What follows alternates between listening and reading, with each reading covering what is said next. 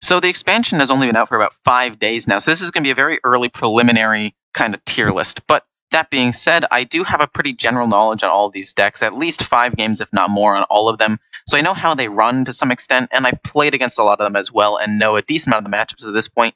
But that being said, I'm basically just putting the tier list together as a general power level of the decks as a whole, not necessarily taking into consideration like the way the meta might pan out, and a ton of techs, although I am talking about a few techs, like Acidic Swampoos and Harrison Jones and the weapon teching.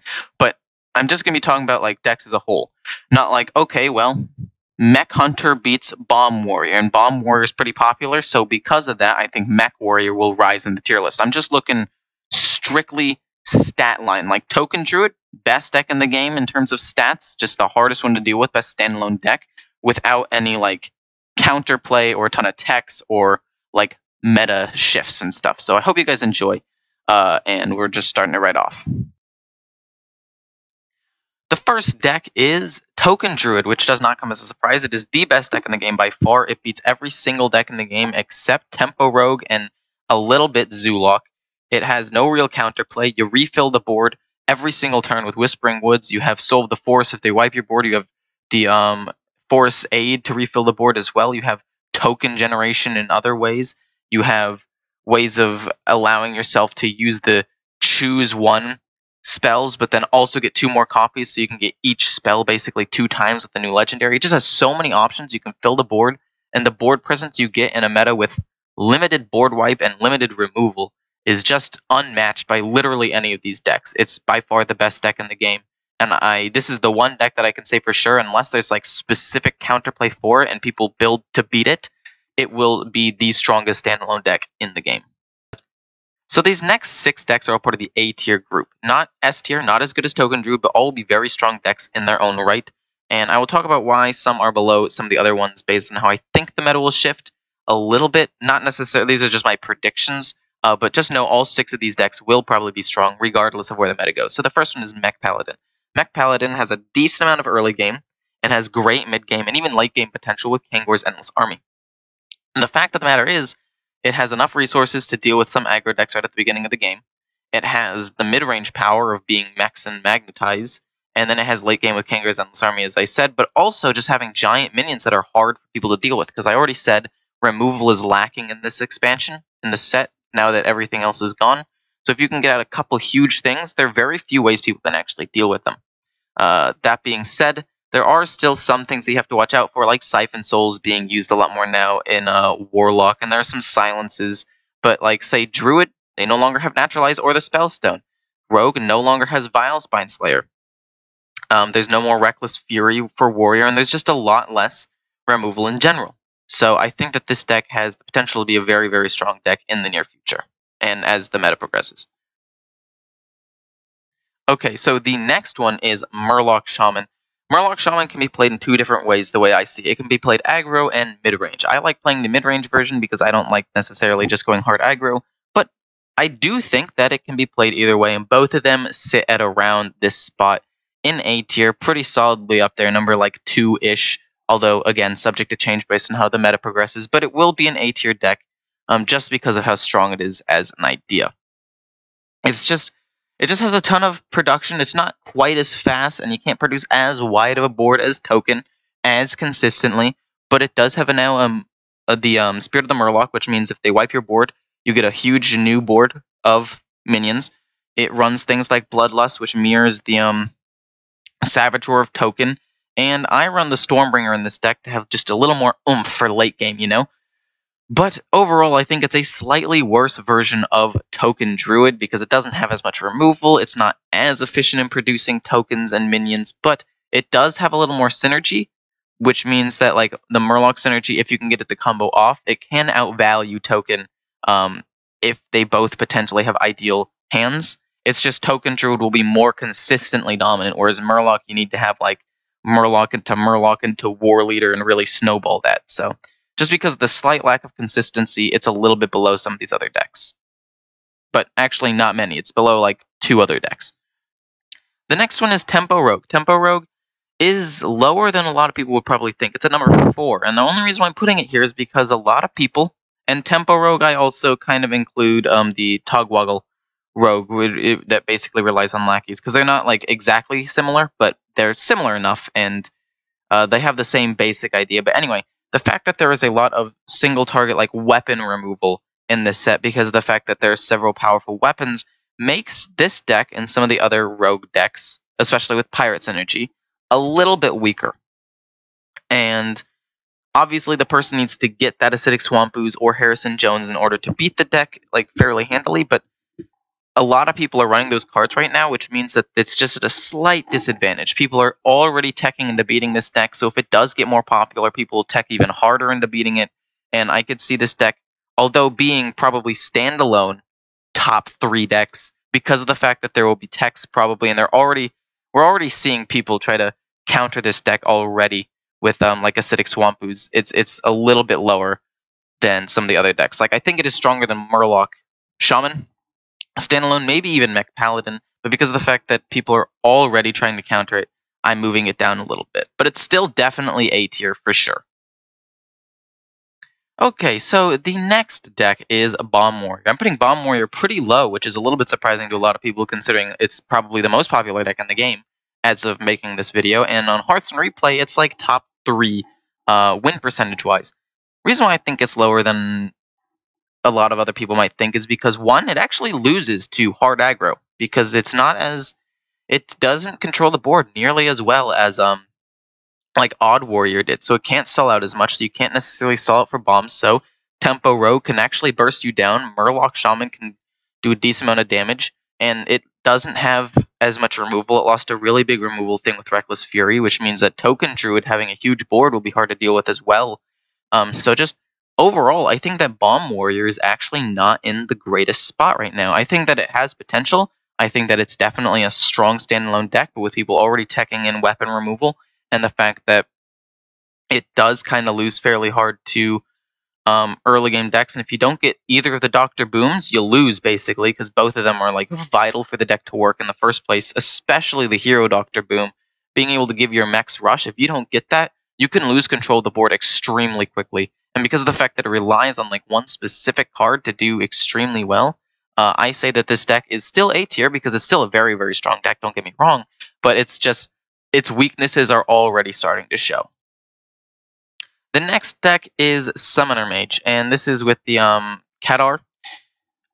I haven't actually played this deck. This is the one deck on this list that I haven't actually personally played, but I have seen it played multiple times, and I think it's the best mage deck in the game right now. Just because of the fact that you can get so much value, being able to split the Mountain Giant and get 2 more because it's the only like 12 cost card, or the Grave Horror actually, extremely good. If you can get Kadar out, especially considering he's only 2 costs, you play him and then Conjurer's Calling for only 5 mana. That's a 5 mana combo if you have a Mountain Giant now, and boom, you get like a board of 4 Mountain Giants just off of that 5 mana play. Let's say you get a Mountain Giant out turn 4 because you're stalling. They don't kill it. Boom. You have a huge board that's almost impossible to deal with.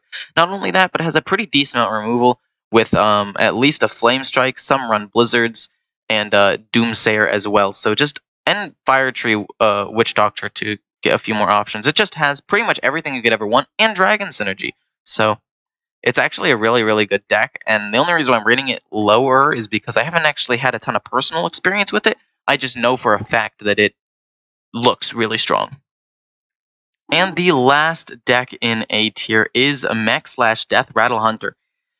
This is kind of like the Captain Falcon of Hearthstone decks, if you will. He's kind of like the gatekeeper to being A tier. Although some people in the Smash community will put Captain Falcon B tier or A tier. I'm going to just say that Mech Death Rattle Hunter is A tier. Anyway, moving on. It's just a pretty standalone, solid deck. It has some pretty decent combo potential. It has an okay early game, depending on what cards you get early on. And it just has a really, really good late game, too, with Zul Jin. Being able to get the Oblivitron out and getting a ton of value out of that. The 9 lives. The fact that it has some pretty decent removal. It's just pretty decent at everything. And it has... just a lot of options. It actually has some pretty decent single target removal with Venomizer and Spider Bomb. Hellmaster Shaw allows you to get those death rattles off extremely quickly. It runs a Necro Mechanic for these slower decks, so you can actually set up a combo in Necro Mechanic, and then Let's say you play like Mechanical Whelp the very next turn, and you trigger its Death Rattle somehow, and you get it twice. Overall, I think that it's a very, very solid all-around deck, although I do think that it's beat out by some of the other decks, like Token Druid and Mech Paladin and Murloc. Like, it's not quite as strong as the rest of them, but it's definitely stronger than the like B-tier decks. So I put it as the bottom of A-tier. Moving into B tier, I'm putting the first one as Zoo Warlock. And actually, all of these are kind of just a toss-up, to be honest. There isn't really a specific order to these. All of these I basically went around a 50% win rate with over the course of about 5 to 10 games. And since I didn't play like a ton with a lot of these, it's kind of gonna be a toss-up, so I'm gonna kind of just include them all in one giant chunk. But I do think that Zoolock is above the rest. But basically, Zoolock, Spell Hunter, Tempo Mage with, spell damage, and Dragon Paladin. I think that all 4 of these decks are, in their own right, extremely viable. Not super strong, but definitely viable decks. And if they're tweaked a little bit and perfected, they could definitely find a pretty decent spot in the meta. Spell Hunter has some pretty decent combo potential. Tempo Mage has some pretty good aggression and a lot of card draw and a lot of tempo, to be quite honest. Especially with the Elemental Evocation, you can get out early elementals. And with the Mana Cyclone, you can get some pretty good RNG spells off of a wicked combo turn. Dragon Paladin is a bit slow. It's probably the worst of these B-tier decks. But to be quite honest, I think that the fact that you can get giant dragons and produce more dragons in your hand and just get the dragon synergy off, which is usually pretty strong, especially with the 2/2 Taunt Divine Shield minion. Just as a standalone minion, if you can get that off, is just strong in the early game and can buy you a lot of time. And Zoo Warlock is just, not quite as good as Zoo in the past because you can't heal yourself up, but because of Magic Carpet, it can actually deal with early aggression decks extremely well, and that makes it actually a really good matchup into Token, because they get a ton of tokens, play a ton of 1-drops with Rush, kill their tokens, you draw more cards, and basically it's whoever runs out of resources first. So the matchup there is actually pretty decent. So the fact that it beats the best deck in the game is very nice. But yeah, that's just the kind of clumped up version of the B tier. Now, the last set of decks is C tier. I would not recommend these decks. They're definitely playable, especially considering the meta is still developing. If the meta does shift in a way where one of these decks actually pops off, I could see them being good. There are definitely still some strong suits about them, but overall, I think they're pretty weak, and I'm going to go over all 3 of them right now. Basically, Secret Paladin, very fast. I think that's very good. But without any real draw engine, you run out of fuel so fast. And if you get wiped one time, like if you don't kill them before the warrior plays Brawl, and he plays Brawl, and none of your early buffed things live, you're out of steam. You basically just lose the game after that. Next one is Thief Rogue. Thief Rogue relies too much on RNG. Sure, you can get some ridiculous shenanigans and weird combos from other classes, which is really nice. And the fact that you're able to discover a lot of the things, or at least a couple of the things that you steal, is also nice, so you can actually have a little more control over what you choose. But that being said, it's still not necessarily a great deck. It makes tests a little bit better because of the fact that you have so many more things, and the other legendary, what's-his-face, his name is Tack, being able to draw a ton of cards. If you Academic Espionage late, you can get a ton of card advantage. That's nice, but it's just not enough to even compete with a lot of the S or A tier or even B tier decks. It kind of just gets beaten out. And then the last one is Silence Priest. Silence Priest is weird to me because I think that has the potential to be so strong, but at the same time, if it doesn't pop off, you're stuck with some pretty weak and in a lot of cases useless minions on the board. Because a lot of the times when I was playing it, I played about 6 times. I went 1-5 with it.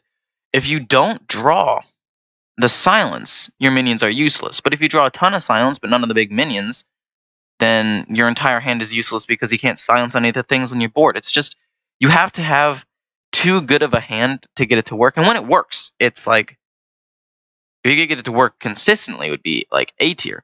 But the fact that it very rarely works, in my opinion, I put it as C. I just don't think that it's super great. But yeah, that's basically my list. Hope you guys enjoyed. See ya. If you have any questions, feel free to ask me as well. I would love to answer any questions. I have a pretty decent knowledge on a lot of these decks. I hope you guys enjoyed. See ya.